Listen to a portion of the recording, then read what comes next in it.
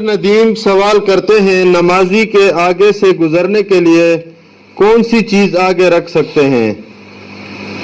بھائی اطہر ندیم، نمازی کے آگے گزرنے کے لیے سترے کا اہتمام ہونا چاہیے، ایک آڑ کا، ایک اوٹ کا، ایک روک کا، وہ کم از کم 1 یا 2 انگل موٹی ہو اور 1.5 فٹ اونچی ہو، وہ اس کے سامنے کم از کم رکھ دیں۔ اس سے بڑی چیز بھی رکھ سکتے ہیں تاکہ نمازی کے سامنے سے کوئی گزرنا چاہے تو آرام سے گزر جائے، ورنہ حدیث پاک ہے کہ وہ 40 رکا رہے گا۔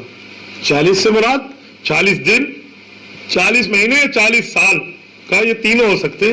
حدیث پاک میں حضرت ابو ہریرہ کی روایت ہے، تو اتنا عرصہ رکنے کی بات ہے، نمازی کے سامنے سے نہیں گزرنا چاہیے۔ اگر کہیں گزر ہے تو اس کی گزر کی ترتیب ہے کہ سامنے سترہ رکھ لے، اس سترہ معاملہ ٹھیک ہے۔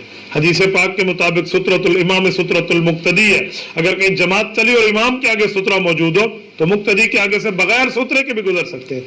کیوں؟ جیسے امام کا قرآن پڑھنا مقتدی کا قرآن پڑھنا ہے، امام سورۃ فاتحہ اور قرآن پڑھے گا تو مقتدی کی طرف سے وہ ہو جائے گا، مقتدی نے نہ سورۃ فاتحہ پڑھنی ہے نہ قرآن پڑھنا ہے، کیونکہ امام کا پڑھنا مقتدی کا پڑھنا ہے حالت نماز میں۔ اسی طرح حالت نماز میں امام کے سامنے سترا ہے تو مقتدی کے سامنے بھی گویا کہ سترا ہے، اگرچہ نہ پڑھو امام کے سامنے پڑھو تو مقتدی کے آگے سے بندہ گزر سکتا ہے۔ بعض لوگ ہم سے پوچھتے ہیں کہ ہمارا وضو ٹوٹ گیا، ناک نکسیر شروع ہو گئی ہے، اب میں نے نکلنا تھا، میں نے نہیں نکل سکا تو میں کیسے نکلتا؟ پیچھے نماز ہو رہی تھی، میں نے کہا امام کے آگے سترا کا، امام کے آگے جگہ موجود تھی، میں نے کہا پھر آپ صف کے آگے چل کے آ جاتے، آپ پر کوئی گناہ نہیں تھا۔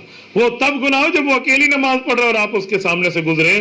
تو سترا کی چند باتیں تھی جو میں نے آپ کو سمجھائی ہیں، امید ہے آپ میری بات سمجھ